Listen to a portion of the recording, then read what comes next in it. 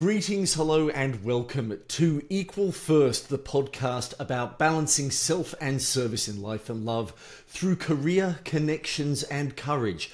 I'm Rob Farker, your humble host, who hopes that by seeking out the connections and wisdom that I need in order to put folks equal first with myself, I can help you, my listeners, figure out how to step into life more fully as well.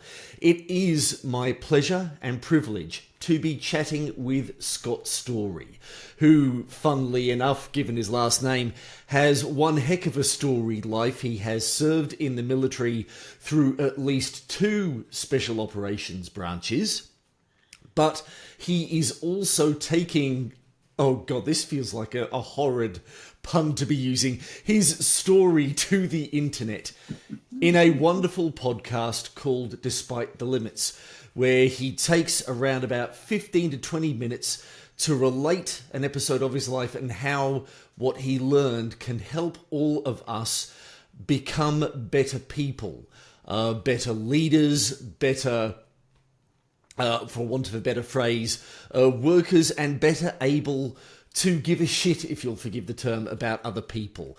And I was particularly glad to note that not only has he got an incredible wealth of experience, but in our pre-interview chat, we identified that he is also a fellow Star Trek nut. Scot Storey, it is a pleasure to have you on Equal First. Welcome. Hey, Rob, thank you so much for having me and just being kind in your introduction. And I do love Star Trek. I'm more an original series guy, but I love all of it. And it's just exciting we can learn from that. And I really appreciate the opportunity to share a little bit today about human connection and really just how do we overcome adversity. And I like the way you say it so that we can look at and connect to other people and actually care about them because they're absolutely worth caring about. Yeah, they certainly are. And it always seems like the thing that makes us not realize that fact is because we're not, in some ways, a little bit deep down, not all that fond of ourselves. So how can we care about other people if we have such a low opinion of the person who's meant to be doing the caring, if you know what I mean? Yeah, Now, absolutely. one thing I do like to talk about are those adverse situations, and particularly those ones where we find ourselves wondering, what do I do next? Not just immediately, but also in life. I call it the hole, and I think everyone finds themselves in these times at one point or another. I, to a certain extent, am right at the moment. I'm in a comfortable situation right now, but I know that I am going to need to start doing things differently to make sure that I have a hand in my long-term stability and my capability to thrive. From listening to your episodes, there were a couple of instances that I can think of that it seemed like there were holes in your life, but the one thing that I guess at the moment I am particularly interested in is when you actually left the military, which I can imagine is something that a lot of people who have served in a nation's armed forces find themselves doing. And I don't want to be kind of answering my own question here, but the things that immediately come to mind are in some ways the organized and to a certain extent regimented life of a person in service, and how that in some ways goes away when you step outside. When you quit the services and go back to Civvy Street. Yeah, I tell you, it was for me. It was terrifying, and I have a hard time using that word because I've experienced some things that really are terrifying. But there were 2 things that struck me as a challenge when that time came. The first was I realized that I was going to get up one morning with nothing to do, no set schedule, and no one to tell me that, hey, sir, it's time to get here, it's time to do this, it's time to go there. Also not knowing what clothes to wear. You know, so much of what we do, and that sounds silly, I know, but so much of what you do in the military is showing up at the right time, at the right place, in the right uniform, and then the rest of it just kind of happens. And no one was going to guide me with that anymore. Now, I was fortunate, as when I first retired, I immediately had a position as a campus pastor at a small church in Pennsylvania, and I did that for about 2 years. But that was very much unstructured and it was left to my own devices. So it wasn't as regimented as having those specific schedules outside of, hey, Sunday services had to happen. And then about 2 years after that, my wife and I decided that, hey, living in Pennsylvania was just too far from our grandkids, and we wanted to move. So we sold our house, quit our jobs, and we moved down to the Raleigh, North Carolina area to be close to our grandkids and our children because everybody lives right here. And that created this new struggle. What am I going to do? How am I going to do something that makes a difference for people? And so that was really the birth of Despite the Limits and the things that I'm doing today. Did the podcast actually itself, it's a bit of a chicken and an egg question, but what came first? Was it the podcast or the broader initiative to help people? Oh, that's really that's an it is kind of a chicken and the egg question, Rob. I think the broader initiative to help people was probably it. I had thought about what I would do when I got out of the Army and for a long time, especially as it got close and different opportunities presented themselves. Here's the funny thing. There was no shortage of opportunity for me when I retired. I had plenty of people who would call me and say, hey, what are you doing now? Would you like to go to Uganda? And, hey, I love Africa, but I did not want to go be a contractor overseas. It just wasn't what I wanted to do. I knew that I wanted to help people. And so I think it was a little bit of that, but I had actually been talking about the podcast for a long time. We're doing a podcast. In fact, when I released the first episode in January of this year, one of my friends in Texas messaged me very quickly and he said, it's about time. You've only been talking about it for 6 years. So maybe the podcast predated that desire to want to help people in my after military life. But I think they're intertwined a whole lot. Because with the podcast, I can talk to a lot of people. It's nice to sit with you and talk one-on-one, but really we're not really talking one-on-one. We know there's a lot of people that we're getting to share this message with, and that's really exciting, and I love having that kind of a medium available to us. It is a fabulous medium, isn't it? And I've been thoroughly enjoying it. And even though it's perhaps not quite a one-on-one conversation, well, it kind of is a one-on-one conversation, I love the fact that at least my format of the show, anyway, allows me to chat with people around the globe and have, in some ways, conversations that I've not often been able to have in real life. Now, one thing you mentioned a little bit earlier on kind of popped out at me, and I did hear you use that phrase a bit earlier on, the right place at the right time in the right uniform. And I've been hearing a lot and realizing it myself, how much mental energy you burn at times in having to make a lot of choices. Because when you mentioned the uniform, there is this wonderful moment in that fantastic movie from the 90s, A Few Good Men.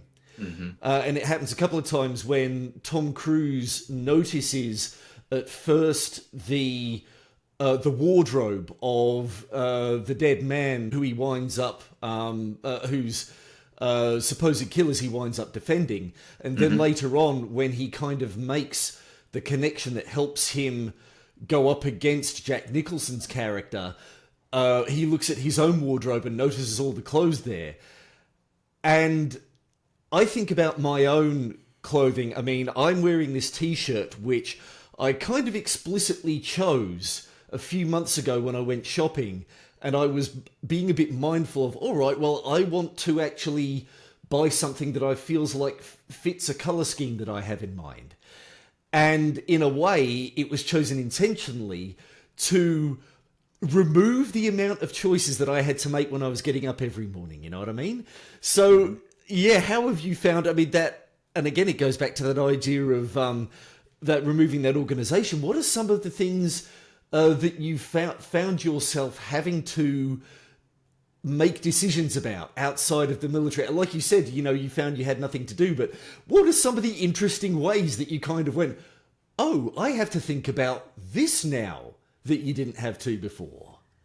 Oh goodness, so many things. And you talk about clothes, and that's actually a bigger problem than you realize. And someone, I don't remember if I heard it or I read it or maybe both, that Einstein wore the same thing every day, specifically so he wouldn't have to waste any mental energy on making that decision. And I think that Steve Jobs may have been the same way. Why he had his trademark black turtleneck was Yeah. all to save mental energy on not making a decision that just wasn't important to him. Um, I think there was that. There was also my time. There for 33 years and some change. I did my physical fitness first thing in the morning before I ate my breakfast, and then kind of went through the pre-programmed day, roughly 5 days a week, unless I was deployed, then it'd be 7 days a week. And when I had total control of that, I had to kind of work through. I don't really like working out first thing in the morning before breakfast. I like to do it a little later in the day, later in the morning, but still maybe after breakfast in a couple of hours, and managing that out. But then also, especially as an entrepreneur now, being in total control of my time, where I set what times are work hours, what times are check my email hours, what times are focus times. And at first that was overwhelming, and I began to learn some strategies and using a calendar. And then I realized I have to share this calendar with my wife because, well, she has a plan for her day and we can't double slot. And there's other people who are now involved, and that's a big piece of it, is in realizing that, wait a minute, it's no longer the outside organization. I am the organization, along with my wife and two dogs, and they control a little bit of it too, right? But because they have needs that have to be met. That was a big part of it. Like I said, wearing clothes, getting to read whatever I wanted to read.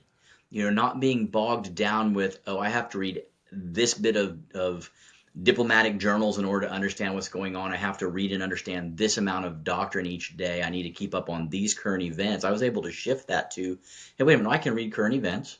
I can read and study some personal development and leadership theory items that I hadn't read in a long time. And of course, there's new stuff out there all the time.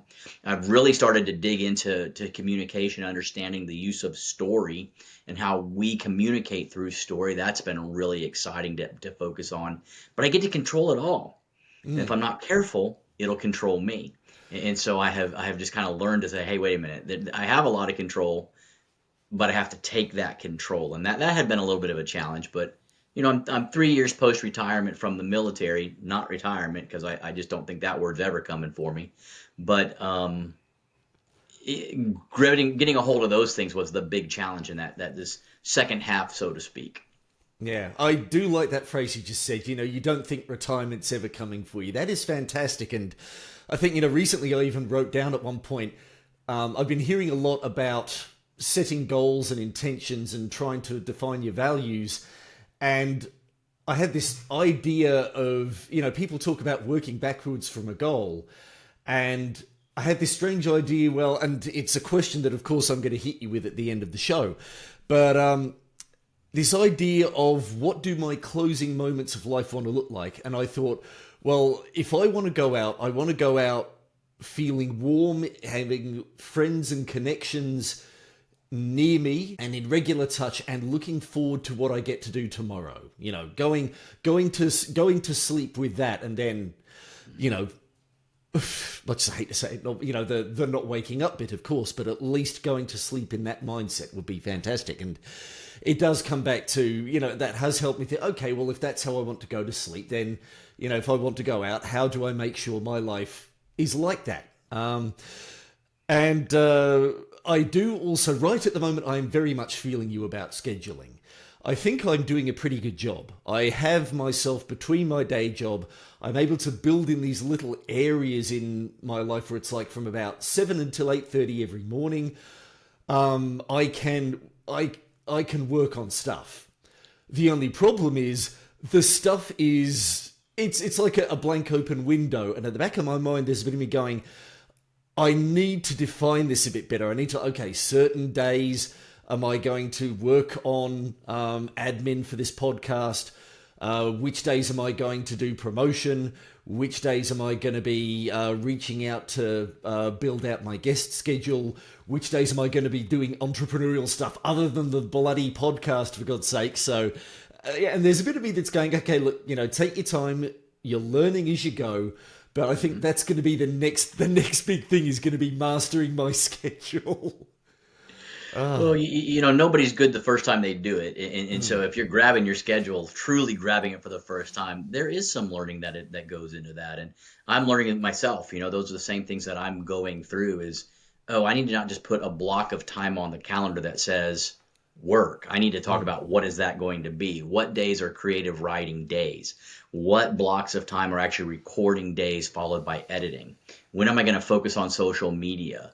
When am I going to get out of the house and go network and meet people and just kind of get about town and talk to folks? All of those things I've got to schedule. And then, like I said, I've got to kind of put that around my wife's schedule, my mom's schedule in Texas, because I spend some time with her, and my siblings, my children, all of that. I mean, it can be overwhelming. And I don't have an executive assistant anymore. I'm it. Yeah. Yes, same here. I think, admittedly, being in my situation, at least I have a little bit of leeway that the only kind of dependent I really have is my own dog. I heard you mention in the podcast, your immediate family is your wife and your two woofs. So there is walking time required and feeding and bathing time of the dogs there. So.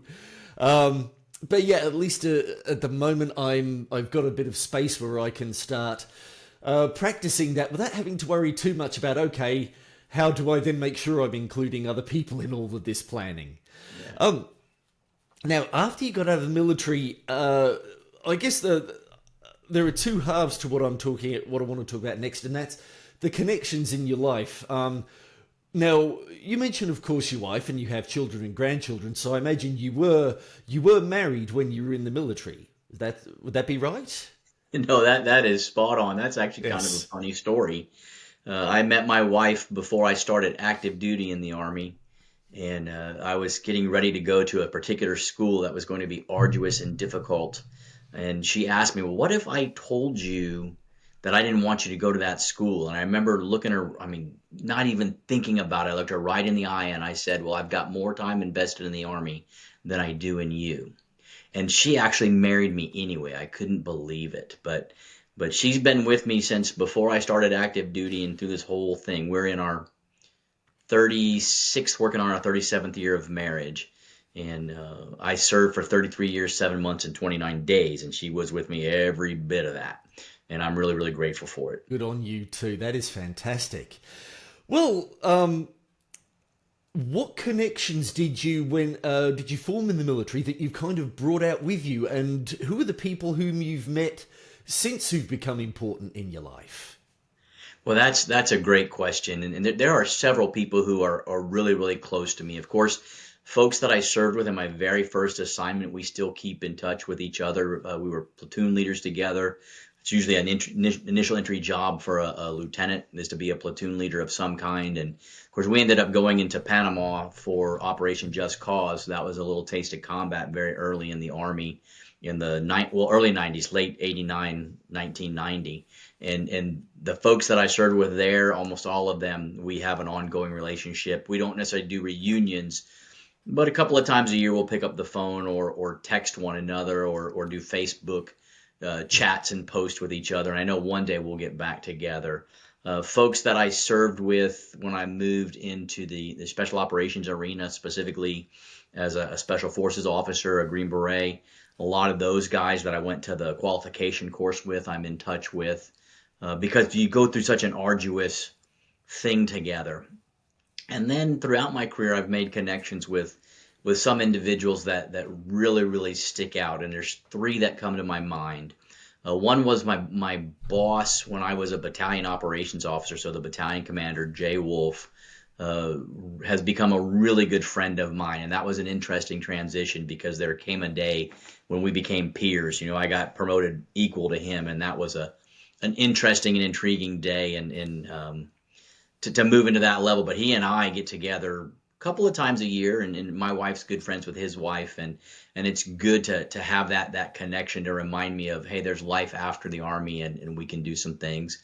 And then a couple of folks that really stick out to me are my two sergeants major from when I was a battalion commander, and then when I was a brigade commander, that next level. We jokingly in the Army, at least in the United States Army, we call that your assigned friend. because you inherit him or her, and they are to work with you. But Sergeant Major Gonzalez from my battalion days, he and I keep touch with each other, and he keeps me informed. He still lives in San Antonio, where the base we were assigned was, and he kind of keeps me up to date on what's happening with people who were in the unit with us, and just good to see him giving back to his community while still keeping tabs on the old unit members. And then Nick Troxler, who was my command sergeant major when I was a brigade commander, he and I keep in touch. He's now a high school football coach down in Florida, and just it's great to watch him pouring into the lives of kids and just helping them grow and bounce ideas off of him. He and I always said we were going to do a podcast called Two Men Sitting in an Airport Lounge, because we spent more time in an airport lounge visiting teams all over the world than we did with our own families, but it was a great time. And then there's just one or two other folks that you meet over time. So I got a couple of folks who worked for me in the past who reach out to me a lot, and we keep tabs on each other, sometimes reminiscing, but oftentimes still looking toward the future and having those questions of, hey, I'm looking at this. I know you've stepped there already. What do you think? And just being a sounding board. And I really am encouraged and honestly humbled when they reach out to me to ask those kind of questions. But I love to pour back into their lives. I do. It strikes me that, two of your few most powerful connections in the military were sergeants. I mean, I've never been in the forces myself, but I kind of picked up fairly quickly that, the NCOs seem to have this wonderfully powerful place, and reputation seems the wrong word, but an air around them. I mean, when you were talking about it, I guess the way I thought about it is that the sergeant has this unenviable and yet incredible position where he is looking after a unit of men, and he kind of gets to tell them, boys, I love you, but you're a pack of idiots. And then he then has to report to the officers. And, in a way, I'm mindful listening to that episode where you talked about having to become the leader of that unit of men when you're about to take them on that search and rescue operation. Mm-hmm. And that instance when you were setting out their schedule for the night before they were due to leave, and you said, and you included their shaving routine as part of it, and your sergeant told you, no, they need sleep more than they need to shave. And yet it occurred to me, it's like, and then the sergeant's role with the officers is to say, sir, I will follow your orders, but you're an idiot. So it's absolutely. Like, the poor sergeant is always surrounded by idiots, no matter what. Yeah, that was Sergeant First Class Garcia. As a first platoon, I hadn't been in the Army. I mean, I'd been in the Army a year, but I hadn't been at the unit more than a couple of months when we found ourselves there in Panama for that. And, I remember he and I used to, leaders eat last. It's a big tenet. And he and I would always jockey for the position to be last in line when food was brought out to the platoon. And sometimes he'd let me be last, but most of the time he would say, sir, my job is to feed the men. And when it comes to this time of the day, you're one of the men. He was very, very clear to make sure that I ate, even if it was nothing more than the crust of bread and some wilted lettuce and tomato. That's all that was left, because we'll make sure the soldiers ate first. But yeah, you're spot on with that. We call NCOs in the American Army, they're known as the backbone of the Army. And each service has their own little culture around the non-commissioned officer corps, and that's true of other armies as well. I've worked internationally. I've had to work with Australian Army guys before, and they're all a little bit different. It's really kind of neat to blend those cultures and to see how they function. But you are spot on with that. They're able to look at both their boss and their soldiers and say, hey, at this moment, you're kind of an idiot. Oh, so tell me a little bit more about your decision, which I used to call in an older podcast of mine, the Venkman Moment. If you are familiar, I can see by your smile that you're most likely familiar with that wonderful movie Ghostbusters. Mm-hmm. And there's that instance where the boys, after having just had their first ghost sighting, have got back to the university, and the dean has basically kicked them out because they are completely useless and mooching off the system, as Ray Stantz pretty much says about it. They you've never been in the private sector. They expect results. Mm-hmm. And then Venkman says, call it fate, call it karma. I believe we were kicked out of this dump for a reason, to go into business ourselves. So when did you kind of have that moment of, you know what, I think this entrepreneurial gig, let's give it a go? Yeah. Oh, I think it happened around. Well, my wife came home one day from work. Our grandsons had just left the day before, and it was July. It was July of 21. No, no, no, not 21. July of 23. And she came home, and she had just talked about she really missed the boys, and Bill, my oldest, had cried when he left, saying, "I'm not going to see you till Christmas, and that's a long time." And she said, "Hear me out." And I said, "Okay." And whenever your wife says that, brace yourself, because it's going to be a big idea. So what do you think? We quit our job, sell the house, buy a camper, and just move down to North Carolina and be close to the kids. And I thought, okay. And I'm actually very fortunate, because as a retired colonel, my pension is sufficient for us to live on. I don't have to make any more money.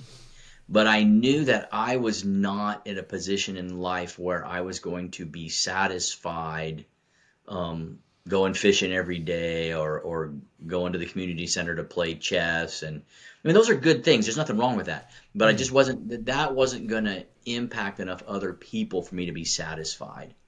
And so I started chewing on it when I started realizing, okay, I'm getting close to have to resign from my job. I got to have something else to do. And so that's really what started me down that road of, I could do this. I could share with other people. I could be a leadership coach, a communications coach. I have experience and I have the ability to do it. And I thought, I can record a podcast. I know how to speak in public. I know how to put a story together and share it with others. I think I can do that. And then it just kind of developed over time from there. But it wasn't ever really I think it was more of a slow awakening than a big giant jump. Or maybe a medium awakening. It took about 4 or 5 months before, like, nope, I can make a go of this, and started working on it. And one thing that kind of occurred to me while you were talking about that, you mentioned that you were a retired colonel. I mean, what makes one get out of the military as opposed to staying in and being a lifer? I mean, I imagine as a colonel, you wouldn't have been involved in, any kind of frontline efforts anymore. Oh, a couple of things. I'd gotten close to what's known as my mandatory retirement date. They were going to tell me it was time to go anyway. Rather jump than be pushed. Yeah, and but that's part of it, and just they wanted to reassign me, and it just wasn't an area I wanted to go. My wife was happy where we were, and so that was a big part of that decision in doing that. Although I will tell you, even as a colonel, I have been in Iraq and not been on the front line, but have absolutely had a rocket awaken me in the middle of the night, as it felt pretty close to where I was staying. So there's never a time when you're forward that you're truly safe. I mean, that's just the reality of it. So yes, my days of eating snakes and launching bullets were long gone by then, but I wasn't always out of harm's way. So I think that had a little bit to do with it. And I knew that my next assignment probably came with another one of those year-long trips, and my wife just wasn't ready to do it. I knew that I could be effective doing other things and still be helping people. Yeah. And that I wasn't defined by being a soldier. For a long time, what you do becomes your identity. And you don't want to do that. That's not a healthy place to be. And so I thought, okay, it's time now to not let this be my identity anymore. Yeah. Well, then tell me a little bit more about the broader initiative around Despite the Limits, beyond just the podcast. What are the things that you are working on under that Despite the Limits brand? Great. Hey, there's really 3 things that I like to do. I mean, the podcast is a big piece, right? Because it's an opportunity to put a message out and to talk through that. My desire really is to help people understand exactly that hey, there are some limits that are real. They are absolutely real. I always like to use the law of gravity of one of those. I've never left an airplane in flight and not made it to the ground. And I know that if I didn't have a parachute, that's probably something I'm not going to survive. And so that's a real limit. And there's other limits that are real, things that happened to you in your childhood that maybe are trauma that have impacted you. That's real. It happened. That impact is with you.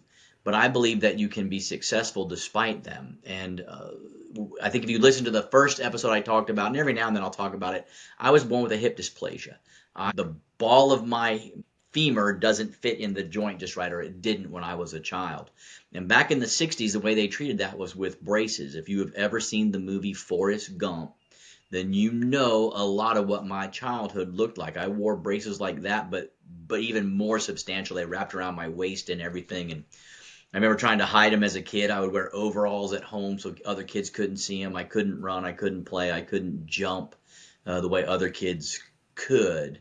But I tried to live a normal life. And eventually they came off, and that was really, really great. And I went on to play sports in school and in high school. And then I went on to the Army, and I went to the Ranger Regiment, and I served in the Green Berets. And it was really interesting because when I graduated from the Special Forces qualification course, my parents came out. And that's when my mother told me that a doctor had told her that I would never do anything physical, that the hip dysplasia was actually just a lifelong limitation for me, and that she could just expect me to be basically an average person. And don't get me wrong, I am a painfully average athlete. But I was able to accomplish things because no one told me that it was a limit. And then once I realized that it was there, it's a real limit, I just didn't accept it as something that would keep me from moving forward. And so I just learned to take one step at a time moving forward. And you can overcome these things. I've been fired from a job in the Army. I didn't embrace that commander's view of me as not being worthy as my identity, and I moved forward and I went on to be successful. And it was exciting to become a brigade commander when this guy thought I wouldn't even make it to captain. That was an exciting thing to have that happen. And a lot of it was, as I said earlier, being in the right place at the right time in the right uniform and putting one foot in front of the other over and over and over again is one of the ways you do that. But you have to accept that those limits, they are real, but you can circumvent them and you can get by them. But then the other thing that I've realized is a lot of limits, and probably the vast majority of them, they're in our head. They are self-imposed limitations from a story we've told ourselves, or we've been told and we've believed. And once we accept that, well, then we can reframe them, we can change them, we can bend them, break them, or just dismiss them altogether. And that is really the key to it, is taking a few minutes or hours or days or weeks and assess that. Is this a real limit? Is this a law, a statute I have to follow? Is it a true physical limitation, or is this just something that I'm letting hold me back? And if it falls under that category, you're the limitation, and you can fix that. You can choose to fix that. And I say it and it sounds so simple. And I think deep down it is simple, but that's not the same. That's not easy. Simplicity and ease are not the same thing. And I want to be real careful when I talk to folks and I tell them that, hey, you can succeed despite the limits. Simple, not easy. So that's kind of my underlying thought. And then I do a couple of things with that. I speak, I coach, I do some behavioral assessment type stuff. But deep down, my goal is just to help people realize that what's holding you back may not need to hold you back. Indeed. It's, like you say, it is simple, but it is not easy. Sometimes there is wiring that has in part been installed in us from childhood. I think you even mentioned on a recent, I'm not sure if it's easy to say a recent podcast episode, and I go, hang on a second, I just listened to his most recent one, and then I listened to his first two ones, but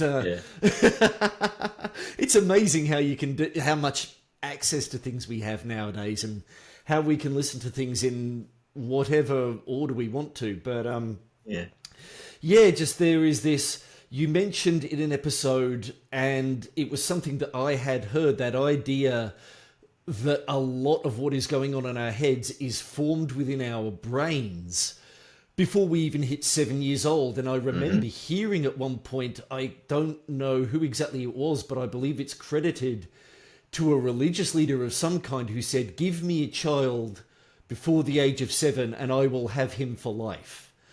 And really, and there's not only that, but we also have a ton of biological wiring. I remember, funnily enough, reading a comic book at one point, which was actually a science fiction comic book that generally came from a love of science, and one of the characters was talking about Alan Turing, who's, considered the father of modern computing, and how he was interested in how brains formed and how the modern neural structures are still formed on top of all the ancient wiring that has evolved, that predates him. It's not, the modern brain hasn't replaced the ancient brain, it's just formed on top of it.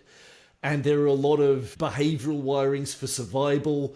Did I say oh my God, I am falling over my own tongue right at the moment. Forgive me, Scott and audience out there. All these structures that are formed to help us survive. I think I got around it that time. And that was where I was getting tongue-tied. I was mashing tribal and survival up. Tribal behaviors. And that's one of the things that I am focusing on this podcast, how at least in this modern age we can do okay on our own without any depth of significant connection, or at least it seems we can do okay. I've been hearing a lot about suicide rates are horrific at the moment, so perhaps we can't, but at least we can do the basic functioning for a while on our own. But if we really want to, I hate to use the phrase do well because it's so success focused, but live well, be compassionate, and not for the sake of being compassionate, but just because it makes us happier and more contented and more satisfied and more capable in our lives. We need a community. We do need a community around us.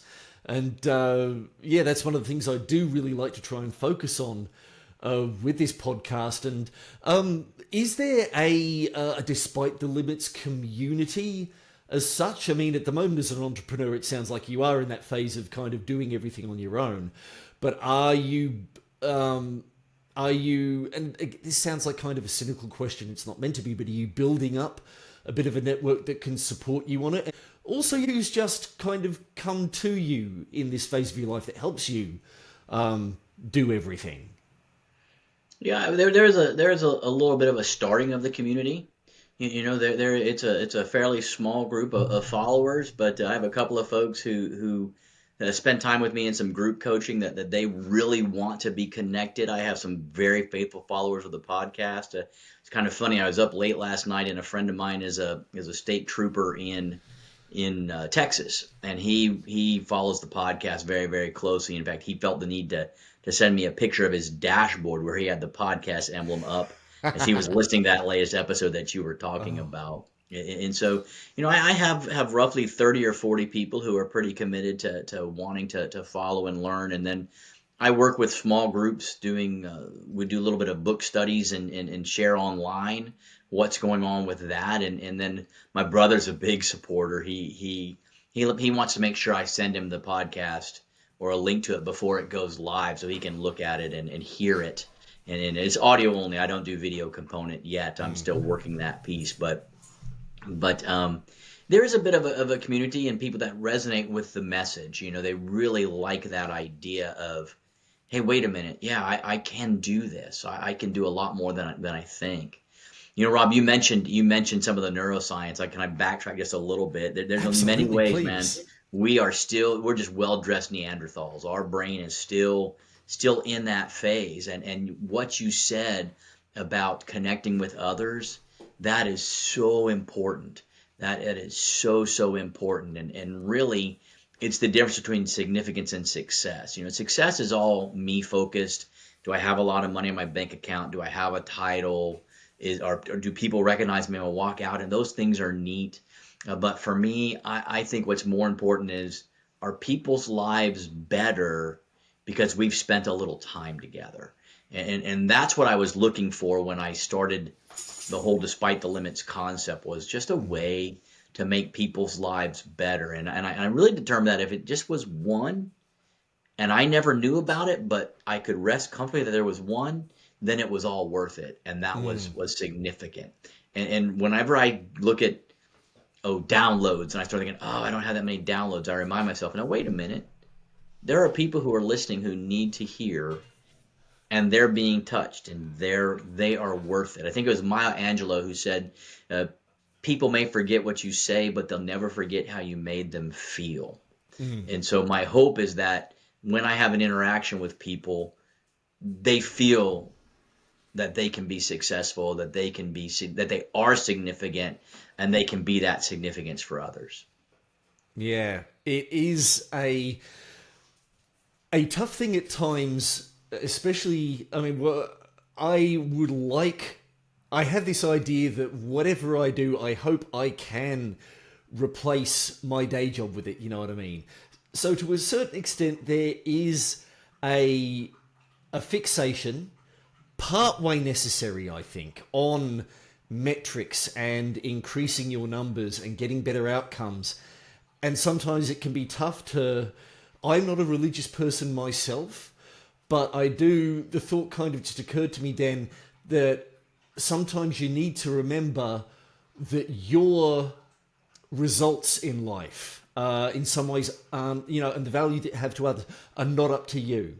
And I sometimes kind of think, and I think it's come out of perhaps a little bit of a science fiction lens, that sometimes, when people tend to talk about legacies a lot, and, motivators will ask people, think about what's the legacy that you're going to leave. And sometimes people will obsess about, building something that's going to outlast them when they die. The name that immediately leaps to mind is William Shakespeare, a guy whose works are never going to be forgotten. But sometimes the legacy that you do leave is, on Shakespeare's side, Romeo and Juliet, which I think was intended as sort of a critique or a satire of romance and teenage obsession and fixation. And of course, Romeo and Juliet is the relationship of the two characters is in and of itself romanticized. And I sometimes think when people, and this almost sounds a little bit dark, when people kind of think about the survival of the human race and, how we've got to keep going. And there's a bit of me that thinks, as someone whose identity is in part invested in being a human, I would love it to wind up being that Star Trek ideal where we do become an interstellar species. And then there's this bit of me that says, well, is it our place to say, what meaning we have in the universe? Is it arrogance, to look at if humanity does pass, whether it be climate change or nuclear war or the robots replace us? Who is to say that the lesson in our existence, that whatever comes next, must only learn from us as living beings? It can't learn from the mistakes that doomed us, if you know what I mean, perhaps. Or even if they were mistakes, who is to say what value? I've always kind of thought, and again, I apologize to you, my audience, if I'm rambling a bit. There is this wonderful thing, I believe it was Lincoln, I apologize if I'm misattributing this. I think it was in the Gettysburg Address, where it's like, we hold these truths as self-evident that all men are created equal. And there's a bit of me that simultaneously disagrees and agrees with it, because I don't think all people are created equal. And, there are many smug people who will point that out. But I also believe that no human being or group of human beings can look at another single human being and identify the value that human being has to a micrometer, or whatever. They can't say what this person's destiny or legacy or ability or capacity is. No one knows that. So in a way, we are all equal in that we can't, Yeah. Yeah, you're actually quoting from our Declaration of Independence, and that is that's a belief that the founding fathers had, and I hold to it. It's interesting because I am a person of faith, and so one of the reasons why I do believe all people are created equals, I believe that they are made in God's image, and so it does not matter. Even people who don't believe in God are still created in God's image. He cared enough to make them uniquely them. And who am I to then put a lower status on somebody that God has made in his image. That's just not appropriate behavior for me. And it's not the right attitude. Now, some people will be offended that I have that thought because they don't want to believe that, or they choose not to, and that's fine. I still believe they have value and worth, even if I don't know them. If we don't agree, you have value and worth, and I believe that because I think there was a supreme creator who made us, and that's why we're that way. And I don't know how he did it. I don't want to dig into whether it was 6 days or evolutionary process. I think all of that there's room for all of that in the discussion. That's not what we're talking about. What we're talking about is, are all people of value and worth? And I think the answer is unequivocally yes. Yes, they are. And so the key thing for us is to strive for, as you called it, that ideal in Star Trek, where we're kind of interstellar. I thought it was interesting, Rob, that you said, do we have meaning, or do we have right to assign meaning to our existence? And that is just a human trait. We are hardwired to we are meaning seeking creatures. That's just how we are. And we will either look for meaning or we'll make it in anything we do. And so I don't know that we'll ever be able to walk away from that. And I don't think we should. I think that's vital to how we connect to one another and work together, is because it's important that you and I have this connection and this cooperation and this discussion, because it's going to help so many others. Just having the conversation, even if we're throwing out things that we don't necessarily agree with, we're expanding our thought process by doing it. Indeed. And you make a good point about that, striving for meaning. I mean, everything I just said about like trying to find a purpose or a legacy, and I, as you said that, I thought, well, if such is the case, why the hell am I doing a podcast, for God's sake? If I'm not going, I want to bring an impact to the world, I think I might have value, I want to create something that means something, and I think I have a definition of what that means, then Absolutely. It's I guess it's that wonderful irony of being a human being, where I can go, nothing has meaning, everything is meaningless on this podcast, where I'm trying to help people find meaning in the latter part of their lives. It's great. Oh, absolutely. Hey, Shakespeare wrote about it. You can read about it in the Bible, and pretty much any writing you find is something that works through that. The whole idea of meaning. Well, I'd like to start wrapping this chat up by talking a little bit about the future. You've got this wonderful initiative going. What else in the near future are you looking forward to? What's on the near horizon for you? I think for me, it's to continue doing the podcast. As I get through this first year, I'll start a second season, and I think in 2025, I want to keep the same direction, primarily as leadership development and growth. But I want to start having guests, because if you've listened to the podcast, you know that I'm kind of a solo voice as I have that podcast. But I'd like to start having these kinds of conversations with others, because I realize I am not the smartest man in the room. In fact, John Maxwell will say that if you're the smartest person in the room, you're in the wrong room. And so I want to bring some other people in to have these conversations and help folks grow. I would like to spend a little more time doing some in-person engagement with folks. And so any opportunity that I can get to speak with an audience, I will be seeking those and trying to work through them. I'm always accepting coaching clients. So if someone wants to just talk one-on-one and work through, specifically in communication, because that's a big disconnect I see in the world today. And I don't know if it's from the smartphone or just a cultural shift in general. And I don't know if you see it in Australia. We see it in the United States. People are really struggling with face-to-face communication. So I'd like to help people work through that, and not necessarily teach them, but help them discover how they can do that better.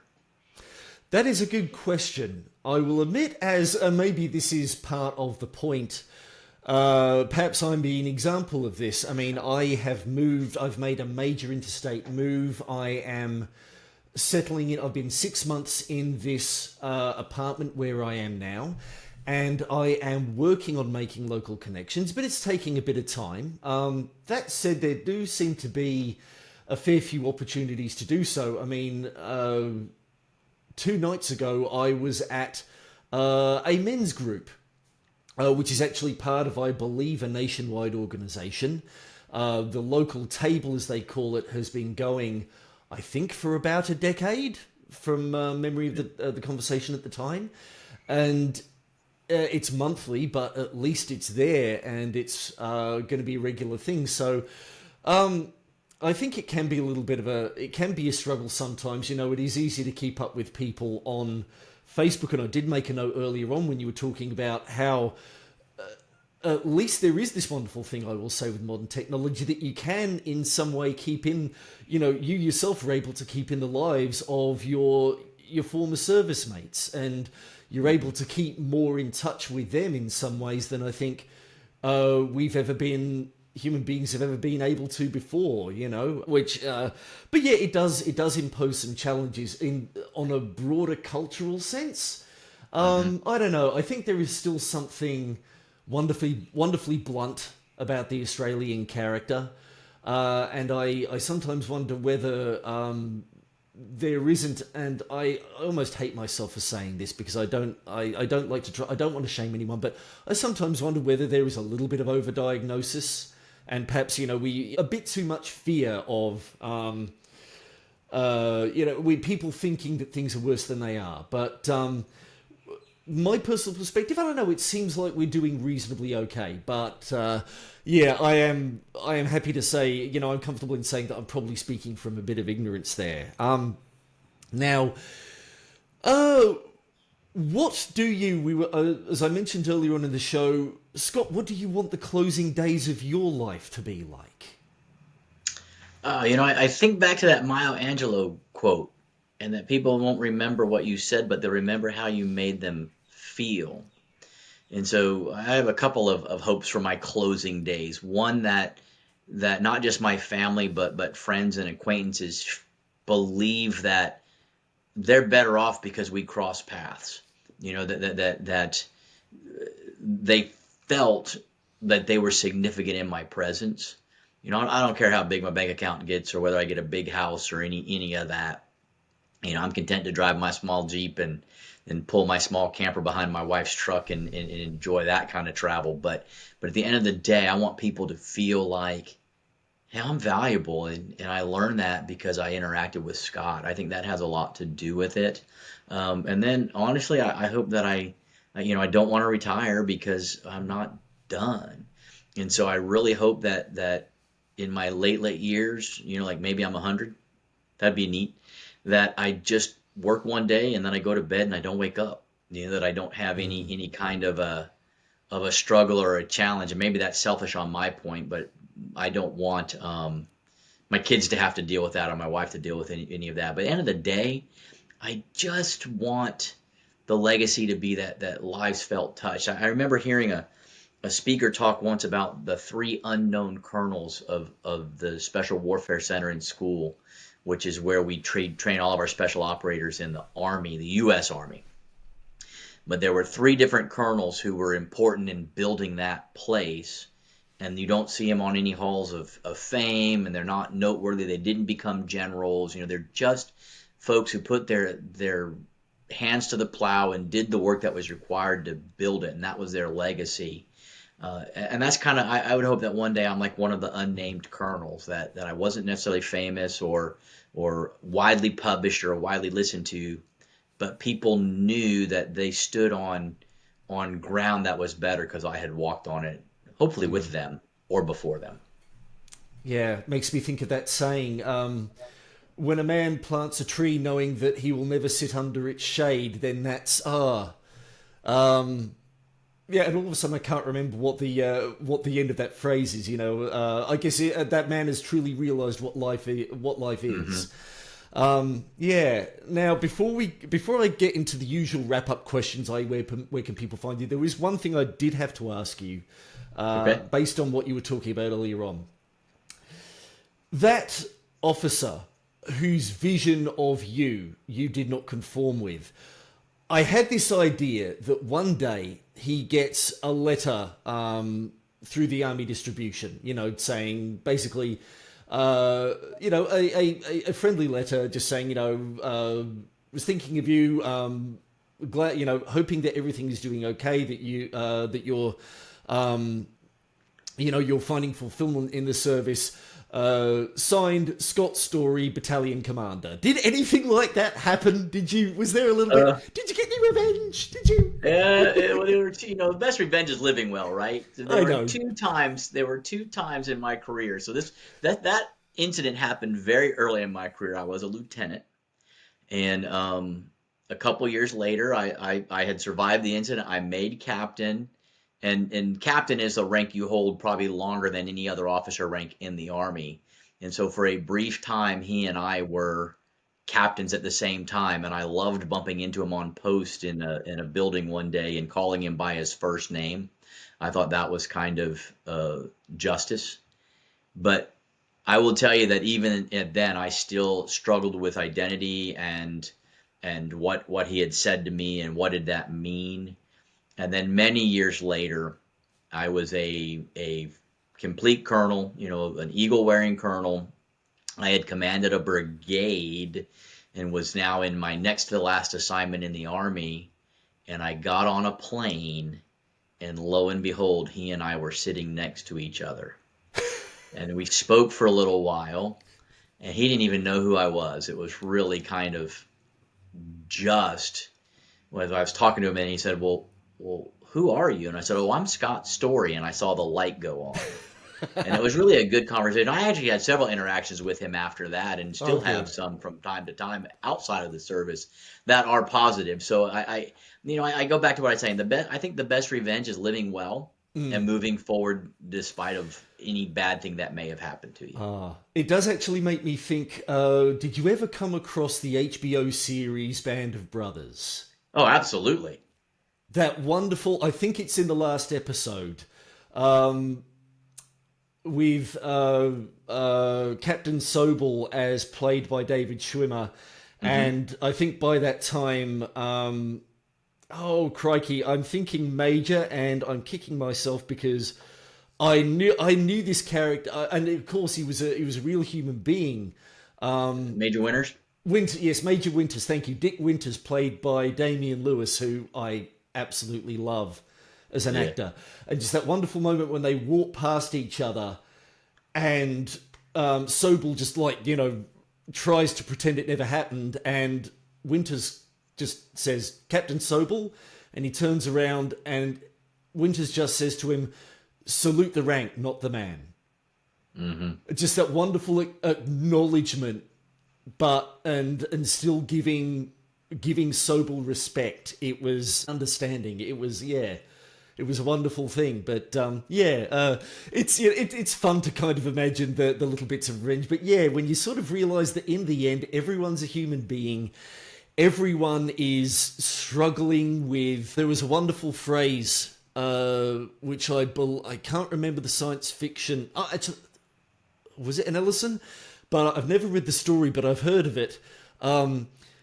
There are people one hates until one sees through a chink in their armor the writhing of something nailed down and in torment.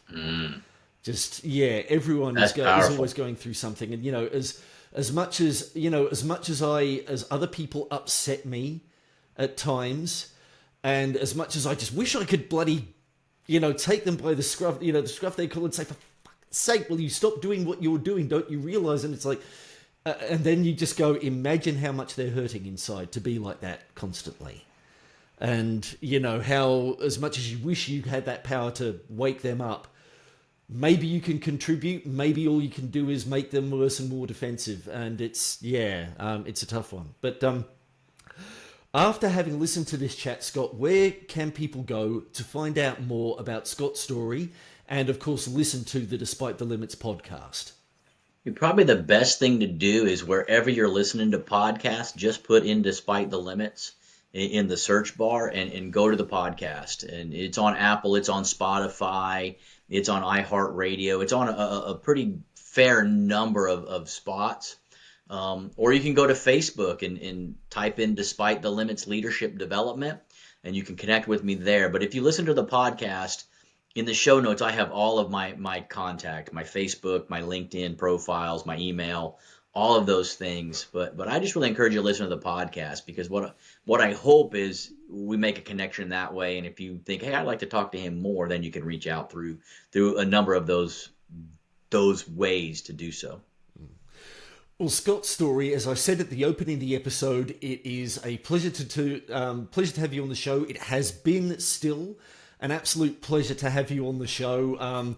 I hope at some point I'll be able to get you back on, maybe in a future season. I do want to do a bit of a season format myself, just to give myself a little bit of a rest in between runs of chats. But yeah, it has been fantastic talking with you, and all the best with the podcast and the initiatives and with whatever else life brings you. Thank you, Rob. I've really enjoyed it, and I'm grateful that you would offer an opportunity. And I know you're meeting me early in the morning, and I'm fairly late in the afternoon, but it's exciting that we can share, and I really appreciate you talking with me. You're most welcome.